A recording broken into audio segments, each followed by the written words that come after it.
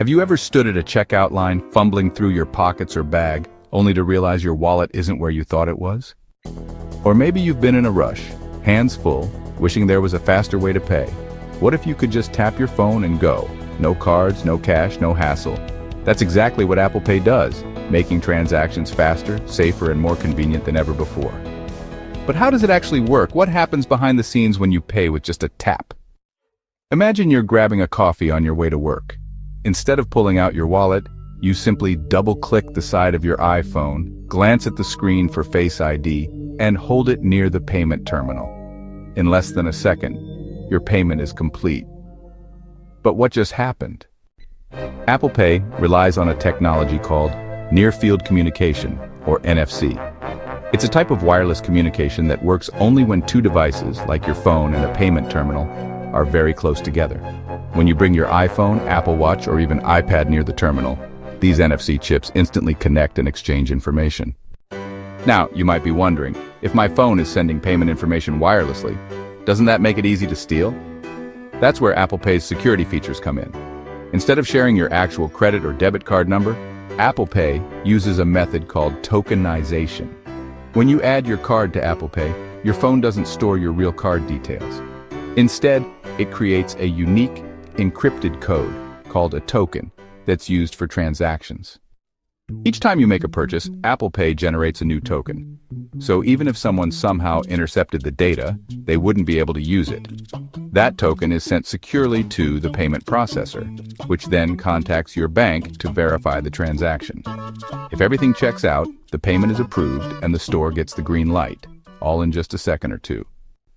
But there's another layer of protection. Before any payment goes through, Apple Pay requires authentication. If you're using an iPhone, that means scanning your face with Face ID, using Touch ID, or entering your passcode. On an Apple Watch, the device stays unlocked while it's on your wrist, but the moment you take it off, it requires a passcode to reactivate payments.